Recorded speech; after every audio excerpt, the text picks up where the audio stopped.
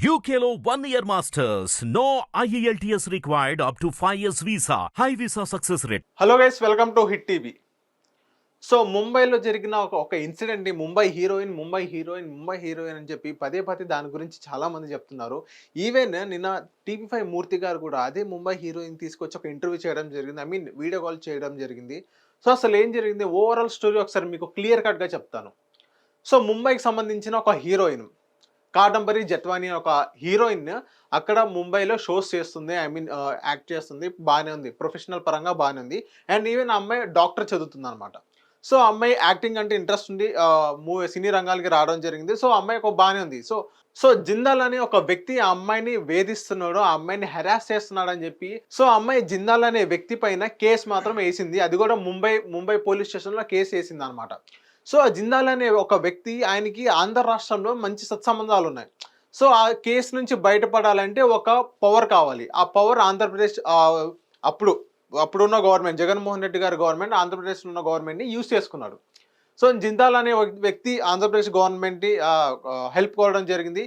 అదే జిందాల్ అనే వ్యక్తి ఆంధ్రప్రదేశ్ గవర్నమెంట్లో పెట్టుబడి పెట్టడానికి ముందుకు వచ్చాడనమాట. అదొక మెయిన్ రీజన్. దానివల్ల ఆ పెట్టుబడి కోసమే ఈ మొత్తం జరుగుతున్న రచ్చ. సో అసలు ఓవరాల్గా ఏం జరిగింది మీకు క్లియర్ కట్గా చెప్తాను. సో ఆ అమ్మాయికి ఈ అబ్బాయికి ఏదో హెరాస్మెంట్ కానీ ఏదో సంథింగ్ ఇష్యూ అని ఆ అబ్బాయి మీద కేసు పెట్టడం జరిగింది. కేసు పెట్టిన తర్వాత ఆ అమ్మాయి 2015లో ఒకసారి విజయవాడకు రావడం జరిగింది. ఇదే విజయవాడకు వచ్చిన తర్వాత కుక్కల విద్యాసాగర్, మళ్ళీ చెప్తున్నా, కుక్కల విద్యాసాగర్ మధ్య జస్ట్ ఒక ఫ్రెండ్ లాగా బాండ్ ఫామ్ అయింది. సో ఓవరాల్గా మనం చూసుకున్నట్లయితే ఈ కుక్కల విద్యాసాగర్ ఆ అమ్మాయి కొంచెం తెలిసిందంటగా తెలిసింది వైసీపీలో ఉన్న వ్యక్తులకి. వైసీపీలో ఉన్న ఒక మంత్రి అనమాట, టాప్ 2 సజ్జల రామకృష్ణారెడ్డి గారు అని చెప్పుకోవచ్చు అని టాక్ వినిపిస్తుంది. అది ఎంతవరకు నిజమో ఎంతవరకు అబద్ధమో మాకైతే తెలీదు. సో ఒకసారి మన టాప్ 2 అంటే సజ్జల రామకృష్ణారెడ్డి గారే ఉన్నారు. సో ఆయన హెల్ప్తో ఆ అమ్మాయిని, ముంబైలో ఉన్న అమ్మాయిని, విద్యాసాగర్ అనే వ్యక్తి ఆ అమ్మాయి మీద ఇక్కడ ఇబ్రహీంపట్నం పోలీస్ స్టేషన్లో కేసు వేయడం జరిగింది. కేసు వేసిన తర్వాత ఇదే విద్యాసాగర్ అనే వ్యక్తి కేసు వేసిన తర్వాత మళ్ళీ సజ్జల రామకృష్ణ గారికి చెప్పడం జరిగింది. ఇదే పోలీస్ టీం ముంబైకి వెళ్ళి ఎటువంటి అతాపతా చెప్పకుండా, ఎటువంటి నోటీసులు ఇవ్వకుండా ఆ అమ్మాయిని రాత్రి కానీ లేకపోతే పట్టపగలు కానీ ఆ అమ్మాయిని అరెస్ట్ చేసి తీసుకురావడం జరిగింది. అదే అమ్మాయి వాళ్ళ పేరెంట్స్ కూడా తీసుకురావడం జరిగింది. అదే అమ్మాయి పేరెంట్స్ 70+ ఏజ్ ఉన్న వాళ్ళు, బీపీ షుగర్ హార్ట్ పేషెంట్ ఉన్న వాళ్ళు అన్నమాట. సో అమ్మాయి తీసుకొచ్చి ఒక వీటీపీఎస్ గెస్ట్ హౌస్, అది కూడా ఇబ్రహీంపట్నం సర్కిల్లో ఉండిద్ది. వీటీపీఎస్ గెస్ట్ హౌస్ అది కూడా కొండపైన ఉండిద్ది అనమాట. వీటీపీఎస్ గెస్ట్ హౌస్ అనేది. వీటీపీఎస్ గెస్ట్ హౌస్లో దాదాపుగా 18 రోజులు ఆ అమ్మాయిని బంధించడం జరిగింది అదే గెస్ట్ హౌస్లో. అక్కడ ఉన్న లోకల్లో ఉన్న ఇబ్రహీంపట్నం వీటీపీఎస్ గెస్ట్ హౌస్, ఆ లోకల్లో ఉన్న మంత్రి ఎవరో మీకు తెలిసే ఉండిద్ది. సో ఇంకోటి ఏంటంటే ఆ మంత్రి ప్రమేయం లేకుండా ఇది అయితే జరగదు. ఆ అమ్మాయిని వీటీపీఎస్ గెస్ట్ హౌస్లో ఉంచడం అయితే జరగదు. సో ఇదే కేసు వెనక 3 ఐపీఎస్లు కీలకంగా ఉన్నారని మాకు వచ్చిన సమాచారం. వాళ్ళు ఎవరో కాదు, విశాల్ గుని గారు, క్రాంతి రాణా, సీతారామాంజనేయులు గారు. ఈయన విద్యాసాగర్, ఆ అమ్మాయి కాదంబరి జట్వాని ఆ అమ్మాయి. సో అదే అమ్మాయిని నిన్న టీవీ5 మూర్తిగా లైవ్లో వచ్చి ఏం చేశారు ఏంటి, అమ్మాయి కన్నీరు పెట్టి ఏం చేశారు ఏంటి అని మొత్తం క్లియర్ కట్గా చెప్పడం జరిగింది. సో ఒక అమ్మాయిని 18 రోజులు ఒక గెస్ట్ హౌస్లో ఉంచి అంతలా వేధించడం ఎంతవరకు కరెక్ట్, అది మీ విజ్ఞతకే వదిలేస్తున్నాను. సో అధికారం చేతిలో ఉందని చెప్పేసి ఎలా పడితే అలాగా విచ్చలవిడిగా సో ఒక అమ్మాయి పాపం మూట కట్టినట్టు అని చెప్పుకోవచ్చు. సో ఓవరాల్గా స్టోరీ జరిగింది ఇది. జిందాల్ అనే వ్యక్తి పైన ఆ అమ్మాయి కేసు వేయడం జరిగింది ముంబై. అది కూడా ఎప్పుడు డిసెంబర్ 2023లో ముంబైలో ఆ అమ్మాయి జిందాల్ అనే వ్యక్తి పైన కేసు వేయడం జరిగింది. కేసు వేసిన తర్వాత వీళ్ళకి ఎప్పుడు సమాచారం వచ్చిందంటే ఫిబ్రవరిలో వచ్చింది. ఫిబ్రవరి అప్పుడే ఆ అమ్మాయిని ముంబై నుంచి విజయవాడ తీసుకురావడం జరిగింది. విజయవాడ తీసుకొచ్చిన తర్వాత ఆ అమ్మాయి కేసు విత్డ్రా చేసుకున్నాక ఆ అమ్మాయి మీద హెరాస్మెంట్ కానీ ఇలాంటి వేధింపులు బాగా గురి చేశారు ఆ అమ్మాయికి.